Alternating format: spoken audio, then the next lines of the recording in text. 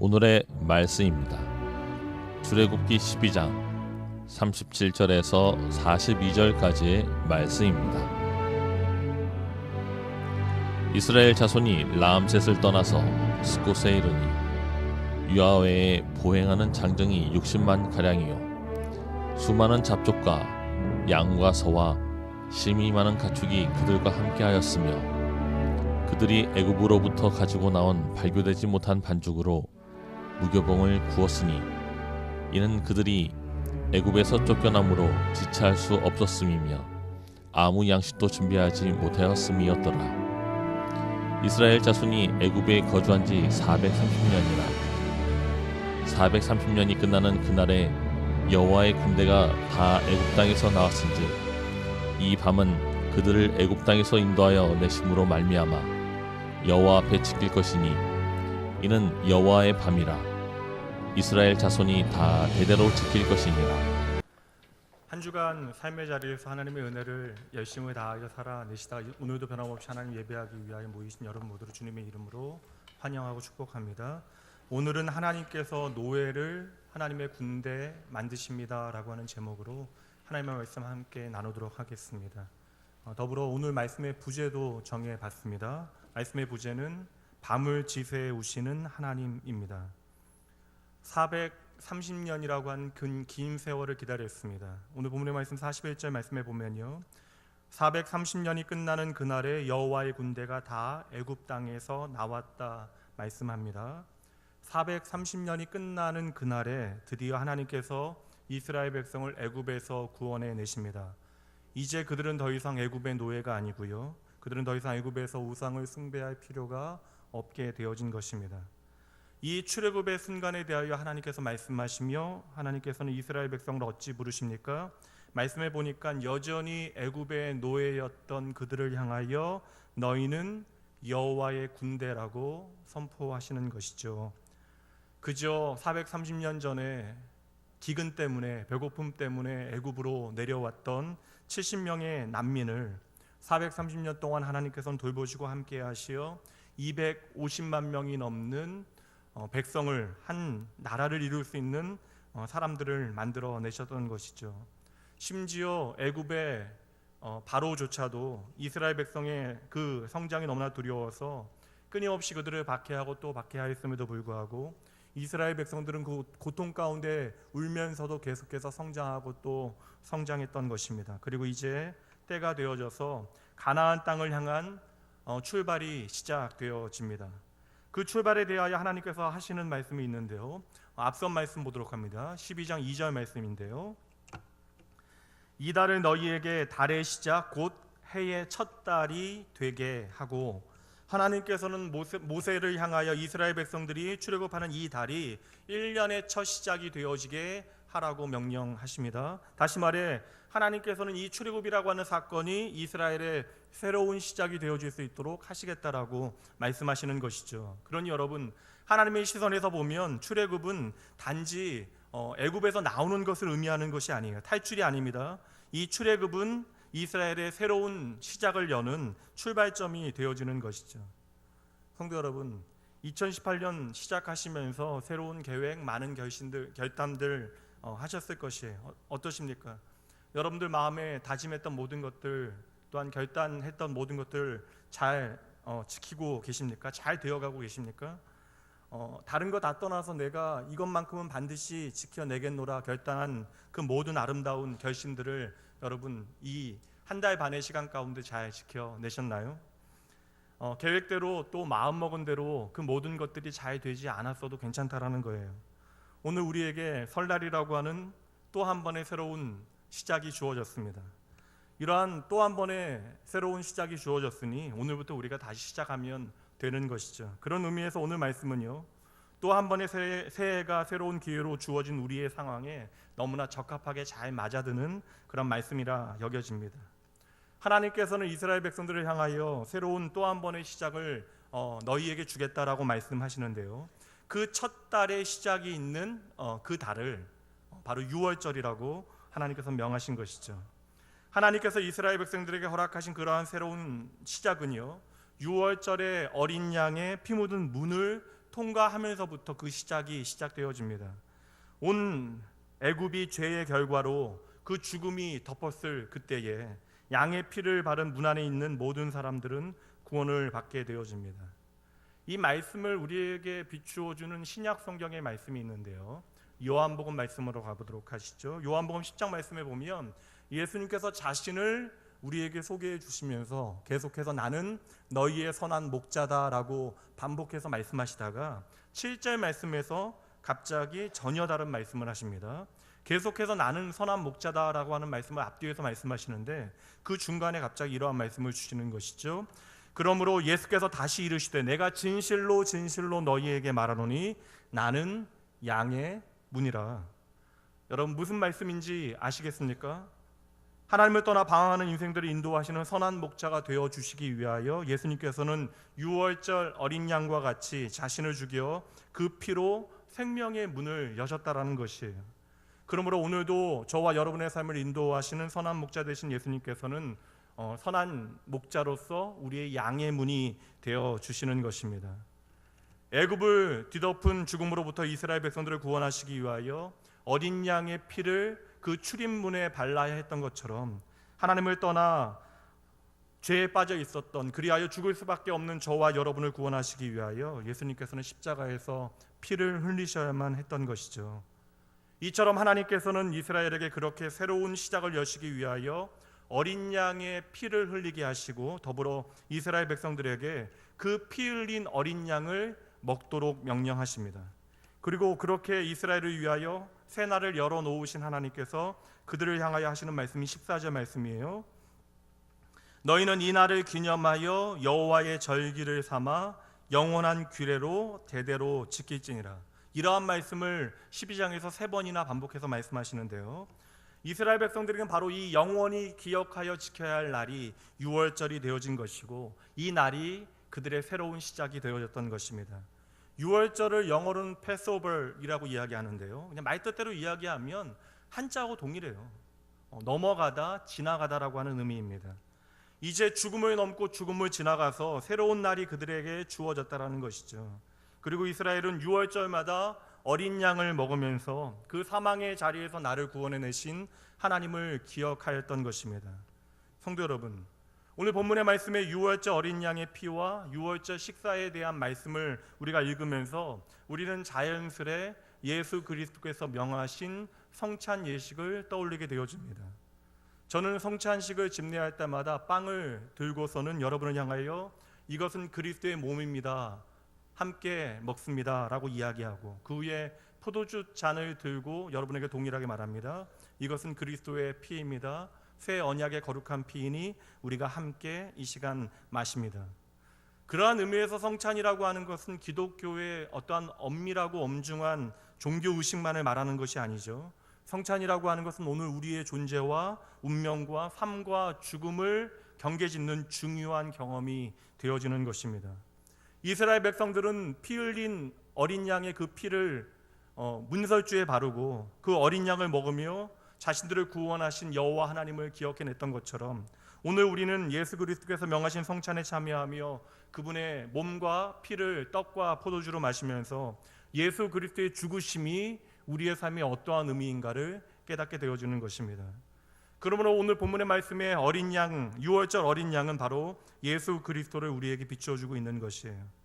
오늘 출애굽기 12장 말씀에서 이스라엘 백성들의 삶에 어린 양의 피로 새로운 시작을 여시는 하나님께서는 오늘도 동일하게 예수 그리스도의 십자가의 그 보혈을 통하여 저와 여러분의 삶의 새로운 시작을 현실로 만드심을 믿으시기 바랍니다.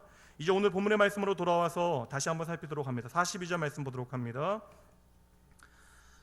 이 밤은 그들을 애굽 땅에서 인도하여 내심으로 말미암아 여호와 앞에 지킬 것이니 이는 여호와의 밤이라 이스라엘 자손이 다 대대로 지킬 것이니라. 여기서 밤이라고 하는 표현이 두 번 등장하는데요. 밤이라고 하는 것은 단순히 시간적인 경계를 우리에게 보여주는 표현이 아닙니다.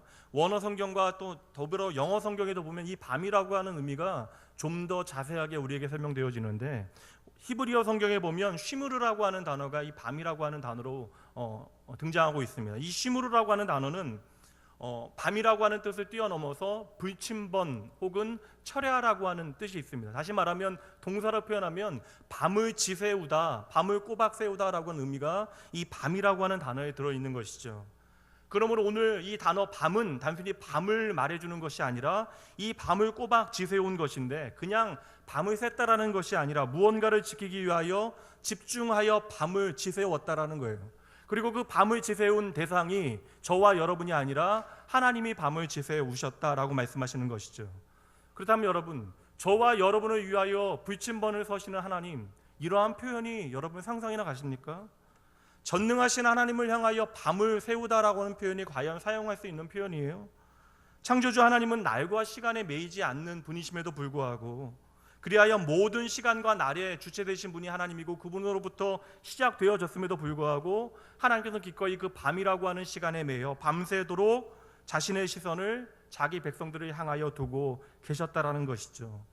이 하나님의 마음을 우리가 오늘 이 6월절의 말씀을 통해 이해하게 되어질 때에 다른 말씀들이 좀 더 실감 있게 입체적으로 우리의 삶에 비추어지는 것입니다. 이 말씀 한번 보도록 할까요? 개인적인 고백인데요, 시편 121편 말씀입니다. 함께 읽어봅니다. 이스라엘을 지키시는 이는 졸지도 아니하시고 주무시지도 아니하시리로다. 아멘.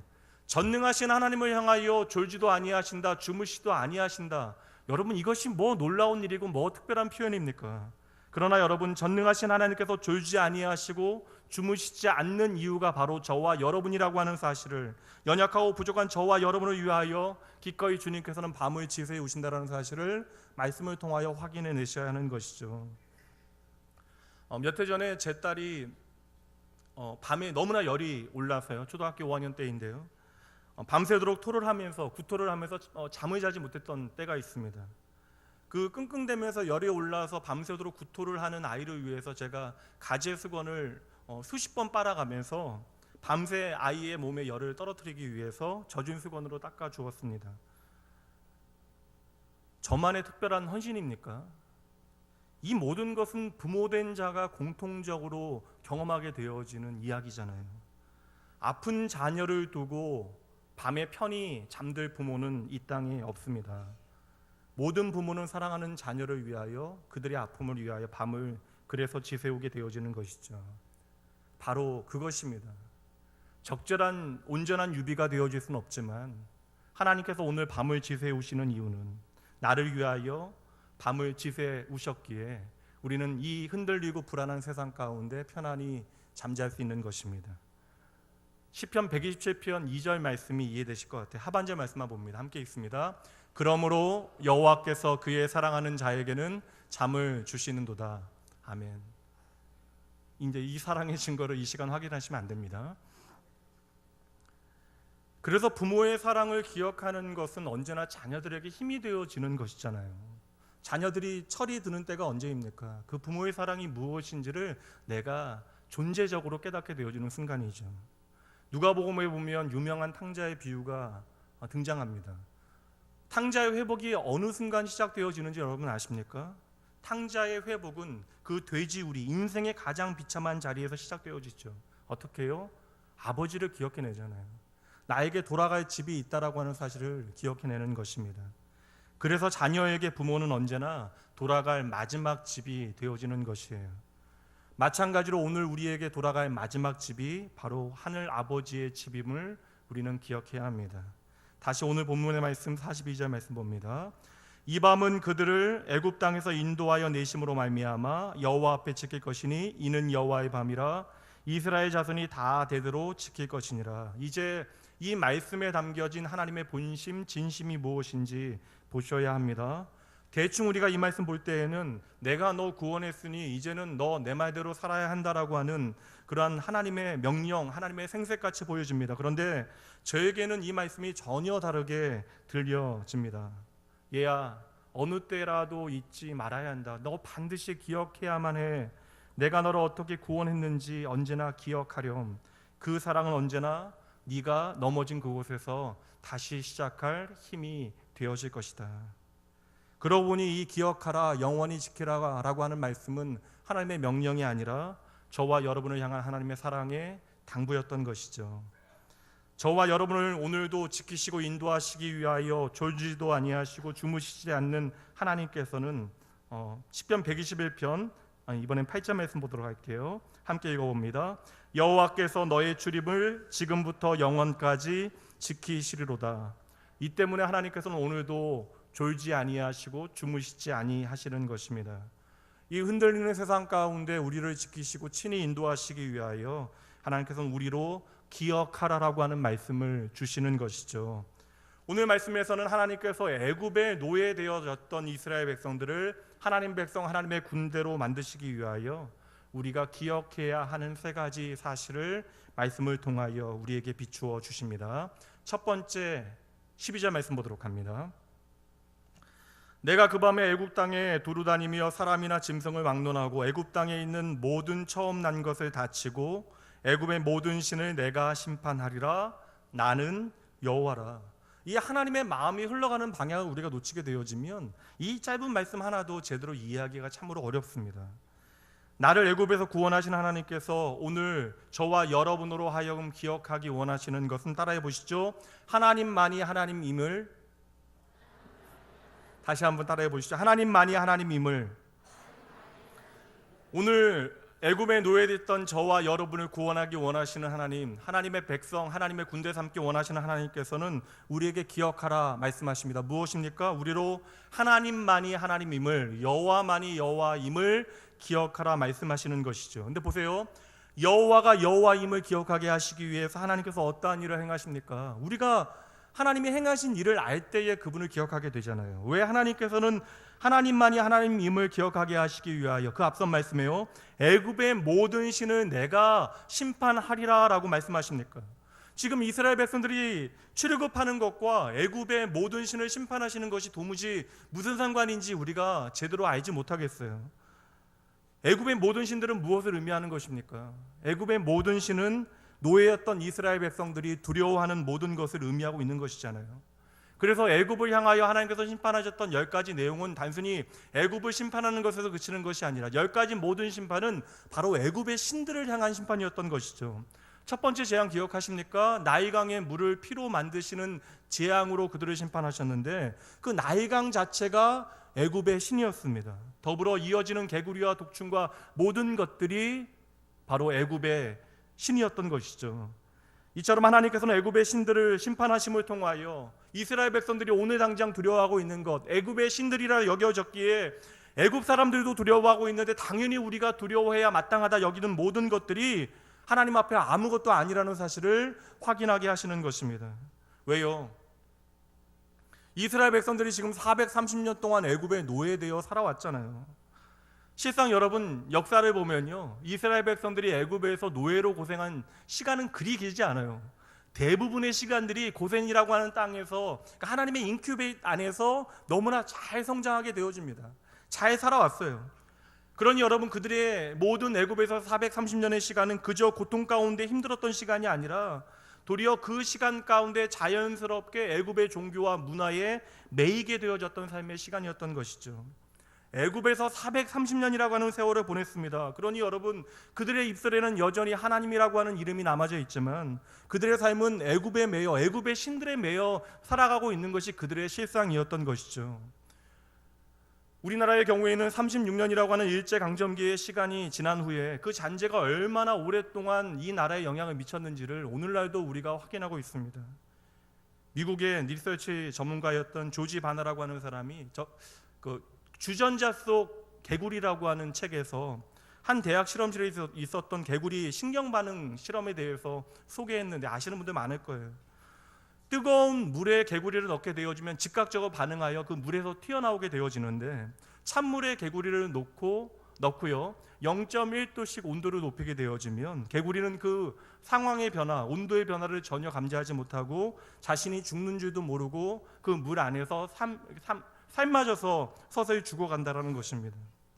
이것이 그냥 단순히 개구리의 신경 반응 실험으로만 끝나면 다행이겠지만 이것이 오늘 본문의 말씀에 430년 동안 애굽에 종되어 노예되어 살았던 이스라엘 백성들의 이야기이고 오늘 하나님을 믿노라 하는 저와 여러분의 이야기일 수 있다라는 것이죠. 오늘날 그렇다면 애굽의 모든 신은 무엇을 의미하는 것이겠습니까? 애굽의 모든 신은 오늘 우리의 삶 가운데 내가 섬기는 대상이 애굽의 모든 신들이 되어지는 것이죠. 애굽의 모든 신은 하나님의 백성의 정체성을 잃어버리게 만드는 모든 것, 내가 하나님의 군대임에도 불구하고 애굽의 노예로서 살아가게 만드는 모든 것을 의미하는 것입니다. 하나님께서 애굽에 내리신 심판을 애굽의 모든 신에 대한 심판이라고 말씀하시는 것은 그러므로 단지 내가 애굽이 미워서 내가 살아가는 이스라엘 백성들을 애굽 사람들이 고통받게 해서 애굽의 모든 신들을 지금 심판하고 계심이 아님을 확인하게 되어집니다. 어느새 하나님의 백성들조차도 애굽에서 오랜 세월을 살아가면서 내가 애굽의 사슬에 매여 애굽의 우상들을 두려워하며 살아가고 있는 것이죠. 마찬가지일 것이라고 생각합니다. 우리가 오직 예수가 복음이라고 고백하지만 막상 우리가 이 세상을 살아가다 보면 돈이 나를 구원할 복음처럼 여겨지게 되어지고 심지어 나의 자식이 하나님 여호와가 되어지는 순간이 얼마나 많습니까? 그렇게 뒤틀린 우리의 삶의 현장에 하나님께서는 그럼에도 불구하고 나를 하나님 백성답게 만드시기 위하여, 우리를 세상 가운데 세상을 이겨낼 하나님의 군대 삼으시기 위하여 우리의 삶의 애굽의 모든 신들을 먼저 심판하셔야만 했던 것이죠.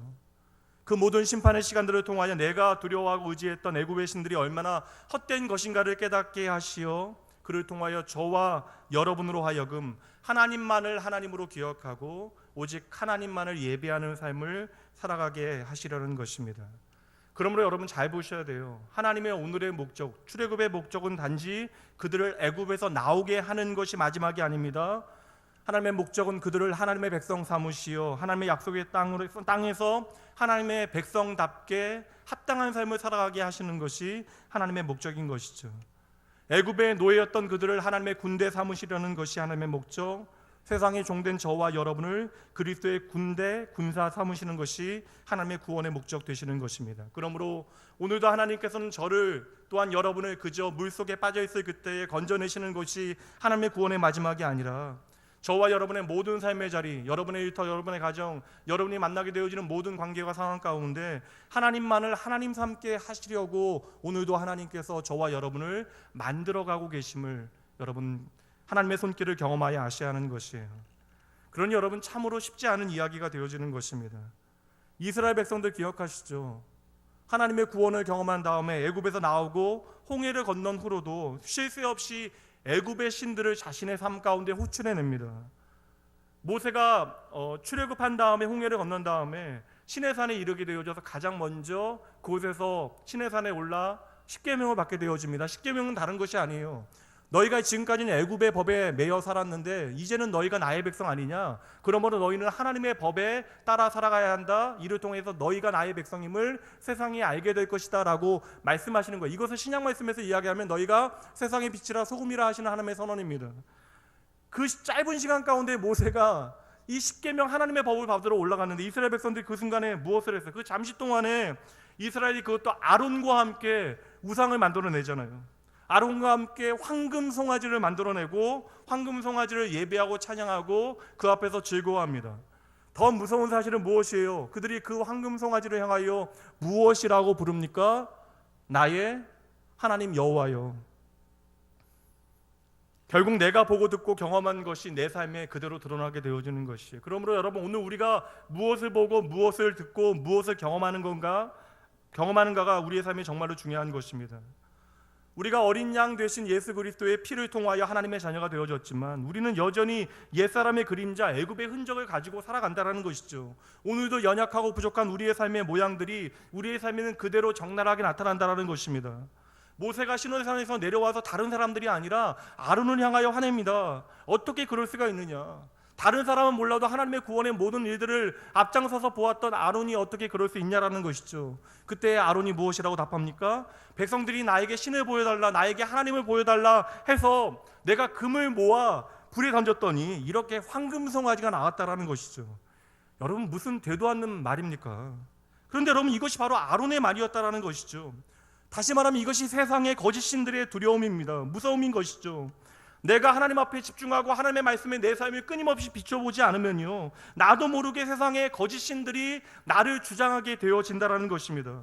내 입술은 오늘 이 시간에 하나님을 예배하고 있지만 나도 모르는 사이에 내 삶은 애굽의 신들을 끊임없이 쫓아 살아가게 되어지는 것이죠.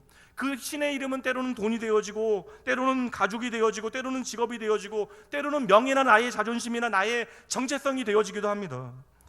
애굽의 모든 신들은 끊임없이 우리를 향하여 말할 것이에요. 내가 없으면 너희가 망하게 될 것이라고 우리에게 말합니다. 그리고 세상의 모든 사람들이 그것들이 없으면 이 세상을 제대로 살아갈 수 없노라 이야기합니다.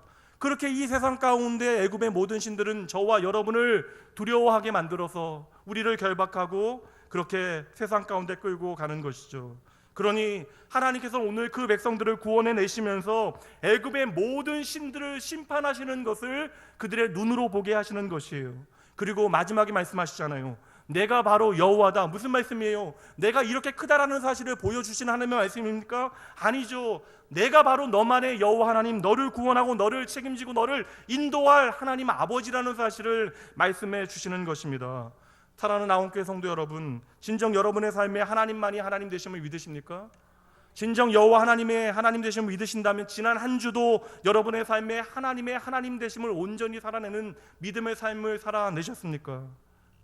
오늘 우리의 삶에도 이것은 여러분 특별히 믿음 있는 사람과 믿음 없는 사람의 그런 격차의 차이가 아니에요. 여러분, 오늘 우리의 모든 믿음의 사람들의 삶에는 애굽보다도 더 많은 거짓 신들이 우리의 삶을 둘러싸고 있는 것이죠. 그러니 여러분, 오늘도 이 애굽의 거짓 신들을 심판하시는 여호와 하나님을 우리가 믿음 중에 바라보지 못하면 우리 역시 어느 순간 황금 송아지를 하나님으로 부르며 그 앞에서 예배하게 되어지는 날이 올 수도 있다라는 것이죠.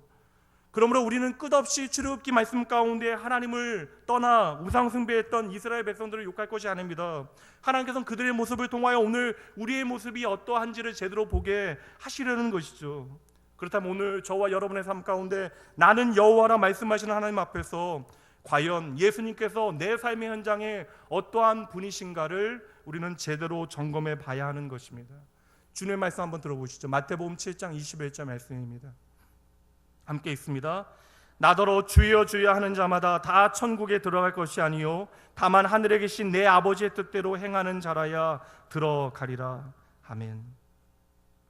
성도 여러분, 하나님의 하나님 되심을 내 입술을 통해서만 고백하는 것이 아니라 내 삶의 모든 현장 가운데 나의 모든 존재를 통하여 고백하시는 여러분 모두가 되어주시길 주님의 이름으로 축복합니다. 두 번째로 13절 말씀 보도록 합니다. 내가 애굽 땅을 칠 때에 그 피가 너희가 사는 집에 있어서 너희를 위하여 표적이 될지라. 내가 피를 볼 때에 너희를 넘어가리니 재앙이 너희에게 내려 멸하지 아니하리라.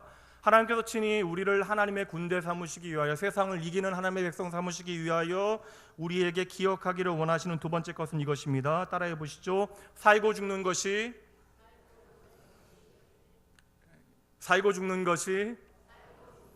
어린 양의 피에 있음을. 길게 한번 해보시죠. 살고 죽는 것이 어린 양의 피에 있음을. 지금 이스라엘을 구원해 내시겠다 말씀하시는 하나님께서 이스라엘에게 명하시는 것이 무엇입니까? 표적을 만들라는 거예요. 어떠한 표적을 만들라고 이야기합니까? 어린 양의 피를 너희의 집의 문설주에 바르라는 것이죠. 그 문에 어린 양의 피를 사인, 표시로 만들라는 것입니다.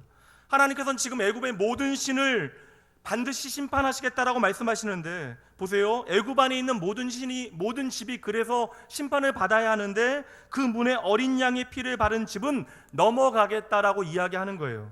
여기서 넘어가다라고 하는 표현에서 유월절이 나온 것입니다. 그다음에 여러분, 애굽에 지금 죽음이 가득 찼는데 그 죽음이 넘어갈 이유가 무엇이에요? 단 한 가지잖아요. 한 사인 때문에, 어린 양의 피 때문에 그 죽음이 넘어가는 것입니다. 그 집안에 어떠한 사람이 있는가는 중요한 것이 아니에요. 이 어린 양의 피의 표시만 있으면 높으나 낮으나 돈 많으나 돈 적으나 지식이 있으나 지식 없으나 내가 인격적이거나 인격적이지 못하거나 내가 얼마나 착하거나 착하지 못하거나 내가 나이가 많거나 적거나 여러분 무론대소하고 이 어린 양의 피의 표시로 인하여 하나님께서는 그 모든 사람들을 사망에서 건져내시겠다라는 것이죠. 그러므로 여러분, 오직 살고 죽는 기준이 어디에 있는지를 잘 보셔야 돼요. 살고 죽는 문제가 오직 단 한 가지에 달려 있습니다. 무엇입니까? 어린 양의 피인 것이죠.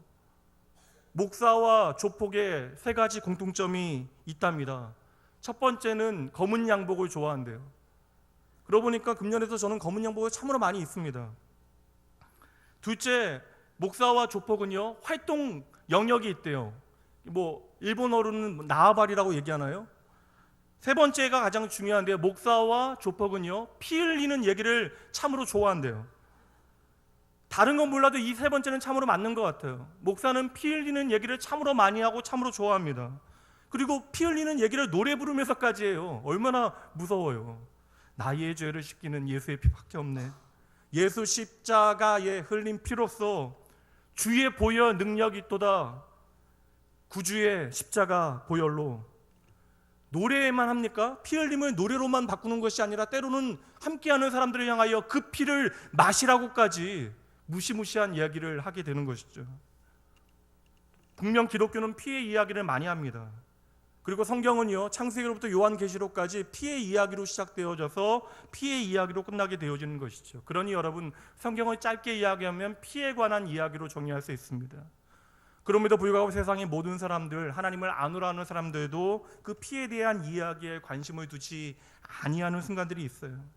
성경 전체는 이처럼 예수 그리스도께서 흘리신 피로 흥건하게 젖어 있는데, 그 성경이 우리에게 보여주고 있는, 그 성경이 적셔져 있는 피의 이야기가 오늘 나의 마음에 와서 닿지 않는다는 것이죠.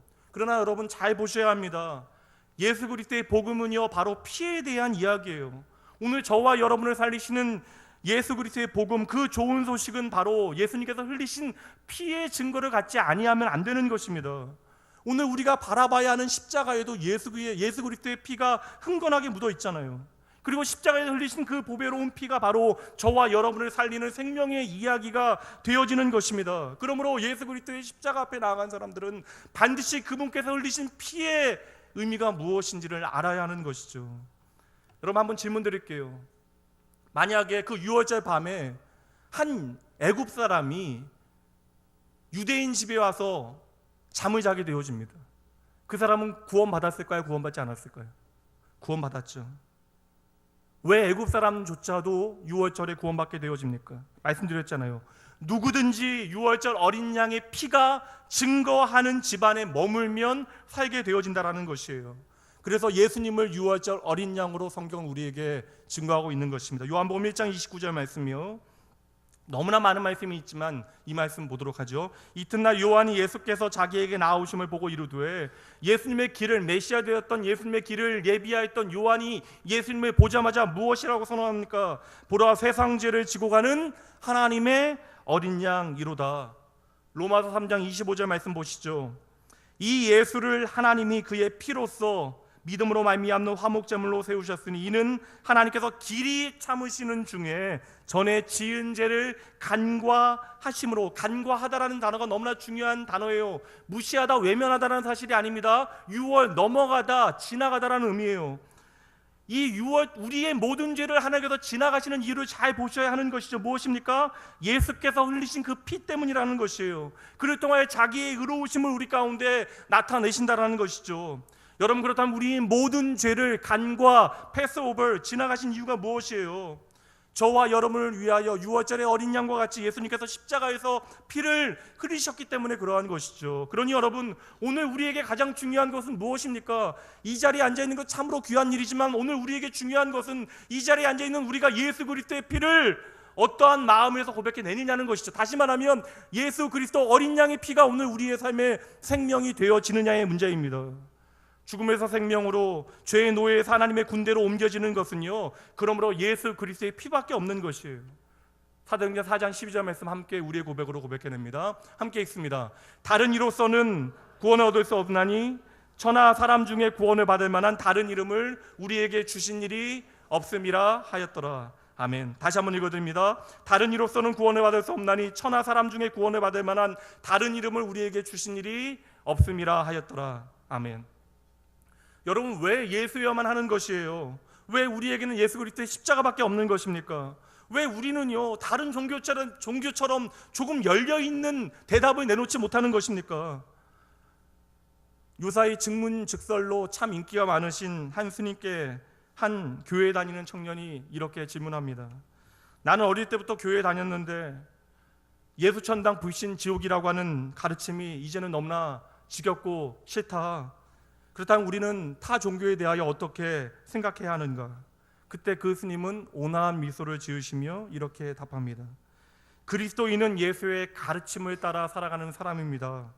사랑, 겸손, 자비, 온유가 예수 그리스도의 가르침이고 그에 순종하며 살아간다면 그것이 불교이든 기독교이든 그 간판은 중요한 것이 아닙니다. 그 너머에 있는 진리가 같다라고 하는 사실을 우리가 바라볼 수 있다면 그때 우리가 서로 이해할 수 있을 것입니다. 많은 사람들이 그 스님의 대답에 환호와 박수를 보냅니다.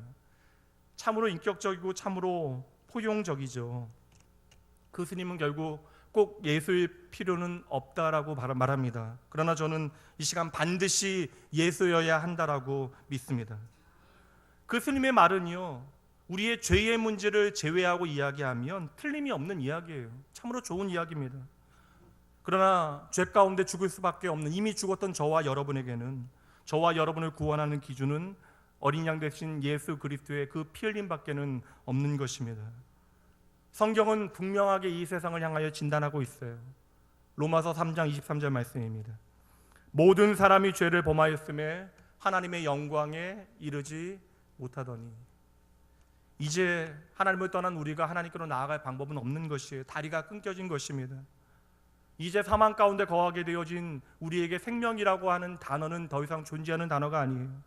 이렇게 영원한 사막에 거하게 되어진 우리에게 이제는 답이 없는 것이죠.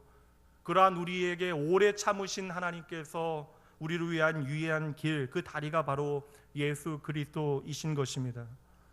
뭐로 가도 서울만 가면 된다라고 이야기해요. 저는 맞는 이야기 같습니다. 비행기 타면 어떠하고 자동차 타면 어떠하고 기차 타면 어떠합니까? 어떠한 방법으로도 우리가 가려는 서울만 가면 되는 것이죠. 그러나 여러분, 구원의 문제는요, 생명의 문제는 서울을 가는 문제가 아니잖아요.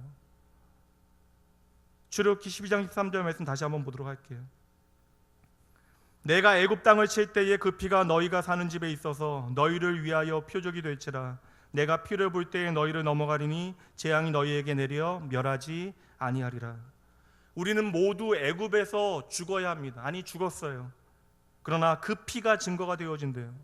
그 어린 양 대신 예수 그리스도의 그 피가 나의 죽음을 대신하여 죽은 어린 양이 있다라고 하는 사실을 우리에게 증거하고 있는 것입니다. 이 모든 사건을 요한복음 말씀에서는 이렇게 한 문장으로 정리해냅니다. 여러분 아시는 말씀이에요. 요한복음 3장 16절 말씀입니다. 함께 읽습니다. 하나님이 세상을 이처럼 사랑하사 독생자를 주셨으니 이는 그를 믿는 자마다 멸망하지 않고 영생을 얻게 하려 하심이라. 아멘. 하나님께서 이 땅에 우리를 위하여 오신 이유는 단 하나. 하나님께서 참 하나님이신 예수님께서 이 땅에 참 인간, 죄 없는 참 인간으로 오셔야만 했던 이유는 단 하나. 죄 가운데 이미 죽었던 우리를 살리시기 위하여, 우리의 죄를 대신하여 피 흘려 죽으시기 위함이었던 것이죠. 그러므로 십자가의 예수 그리스도는 하나님께서 즉흥적으로 만드신 하나님의 구원의 방법이 아니라 이미 창세 전에 우리가 하나님을 떠날 것을 아시고 우리를 위하여 계획하신 하나님의 구원의 유일한 방법이 되어지는 것입니다. 누구든지 그러므로 이 피를 믿을 때 구원받는 거예요. 그래서 바울 사도는 내가 바라보는 것은 오직 예수 그리스도의 십자가밖에 없노라 고백했던 것이죠. 이 십자가에서 예수 그리스도께서 흘리신 피가 우리의 모든 죄를 깨끗하게 씻긴 것입니다.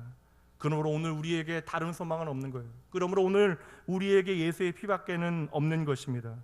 그러므로 오늘 하나님께서 우리에게 말씀하시는 바는 우리에게 엄청난 구원의 은혜와 사랑을 담아내고 있는 놀라운 말씀이죠.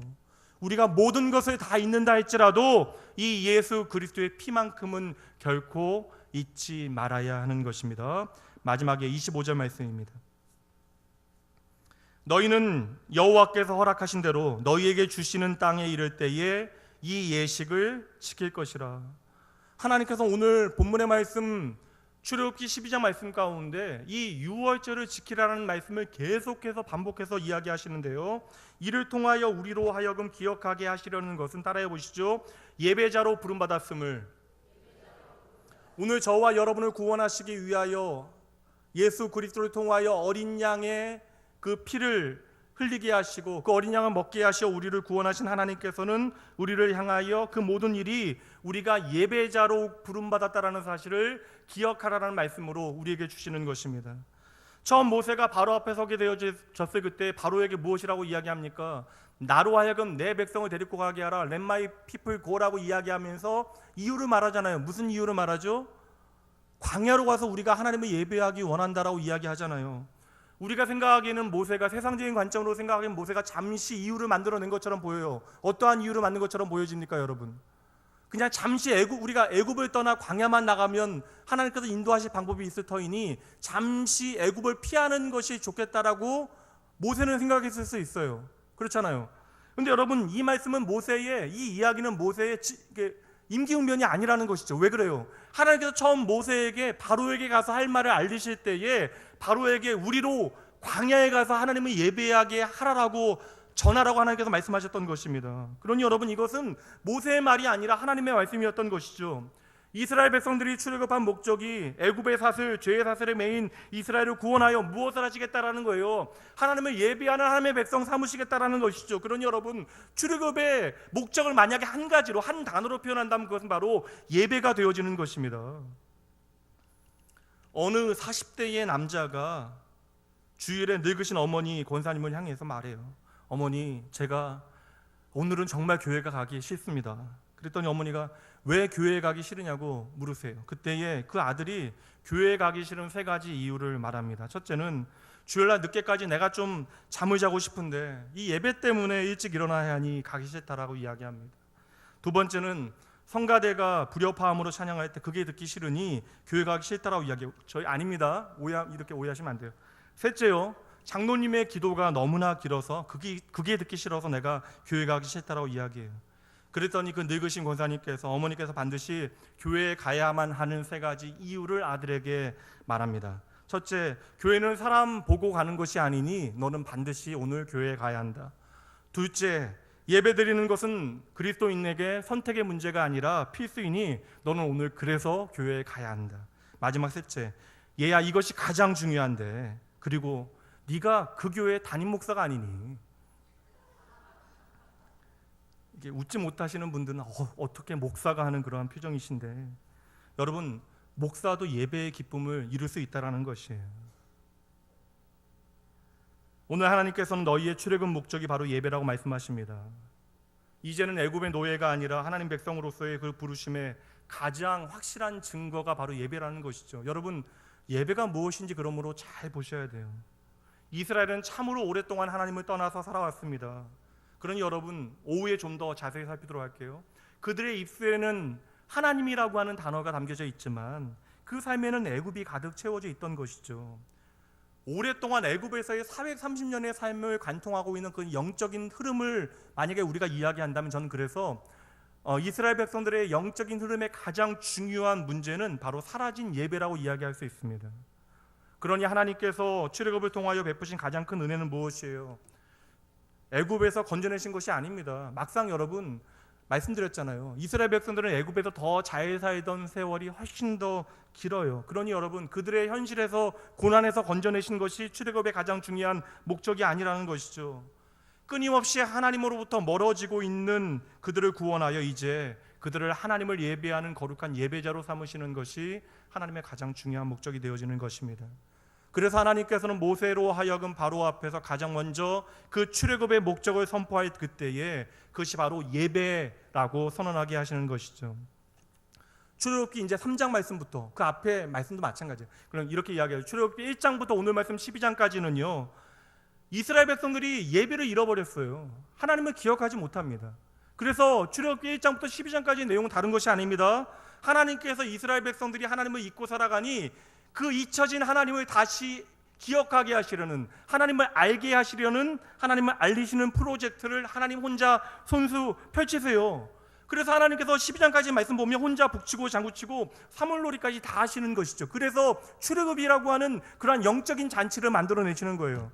근데 여러분, 앞으로 말씀을 보세요. 출애굽기 13장 말씀에 보면요, 이들은 더 이상 그들의 존재가 애굽의 노예가 아니잖아요. 이제는 하나님께서 세상을 이기는 하나님의 군대로 부르시고 그들을 그렇게 만들어 가시니 그 하나님의 백성답게 광야에서 참된 예배자가 되어지는 과정을 보여주시는 것이죠. 그래서 출애굽기 13장부터 50장까지는요 한 가지 주제, 임마누엘, 나와 함께 하시는 하나님 바라보며 하나님의 백성답게 하나님을 예배하는 하나님 백성 삼으시는 내용이에요. 그래서 하나님께서 그 출애굽한 이스라엘 백성들을 참된 예배자의 모습으로 만드시는, 다시 말씀드리면 거지였던 그를 하나님의 자녀 삼으시어 왕자답게 만들어 가시는, 때 빼고 광내시는 내용이 13장 말씀으로부터 계속되어지는 것입니다. 예수님께서는 오늘 우리를 향해서도 우리의 존재의 목적을 이렇게 설명하시네요. 요한복음 4장 23절 말씀이에요. 하나님의 구원에 대해서 말씀하시다 마지막 말씀에서 이러한 말씀을 우리에게 주시는데 함께 읽습니다. 아버지께 참되게 예배하는 자들은 영과 진리로 예배할 때가 오나니 곧 이때라. 아버지께서는 자기에게 이렇게 예배하는 자들을 찾으시느니라. 아멘. 그러니 여러분, 바로라고 하는 이름의 세상은 하나님을 예배하려고 하는 이스라엘을 놓아줄 수가 없는 것이에요. 하나님을 알지 못하는 사람은 결코 할 수 없는 것이 무엇이에요, 여러분? 하나님을 알지 못하는 사람이 하지 못하는 것이 무엇입니까? 예배잖아요. 반대로 말씀드리면 하나님을 아는 자만이 할 수 있는 것이 바로 예배입니다.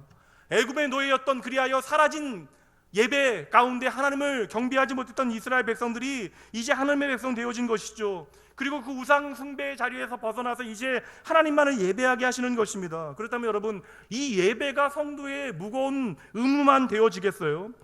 예배가 의무라고 생각하는 사람들에게는 이 예배가 언제나 무거운 짐이 되어질 것입니다. 도리어 여러분, 예배라고 하는 것은 하나님을 알리신 하나님의 놀라운 은혜와 축복이 담겨져 있는 하나님의 그 사랑이 아니에요. 예배는 여러분 아무나 드릴 수 있는 것이 아닙니다. 예수 그리스도를 통하여 구원받은 그분의 백성만이 예배할 수 있는 것이죠. 오늘도 우리의 삶 가운데 하나님을 예배하지 못할 이유들은 우리의 삶 가운데 너무나 많이 있습니다. 얼마나 많아요. 우리의 환경의 문제, 우리의 마음의 문제, 관계와 상황의 문제. 그러나 오늘도 하나님께서는 참된 예배자를 우리 가운데 찾고 계시는 것이죠. 오늘 여러분, 하나님을 예배하는 것이 참으로 여러분에게 기쁨이 되어지십니까? 얼마 전에 여러분 영하 17도까지 떨어졌던 날을 기억하십니까? 기억하시죠? 그날 느껴지는 실제 체감 온도는 영하 25도까지 떨어졌대요. 제가 성내에서 모임이 있는데 너무나 추워서, 보통은 성내에 나가려면 지하철 타고 가거나 좀 버스 타고 가는데요, 너무나 추워서요 좀 차를 빌려서 타고 나갔어요. 근데 올림픽공원을 지나가게 되어지는데 여러분, 아무도 없는 그 거리에 젊은 연인이 팔짱을 끼고 걸어가더라고요. 미친 거죠. 영하 20 몇 도인데요. 왜 그날 만나냐고요. 다음날 만나도 되잖아요. 미친 거 아니냐고요.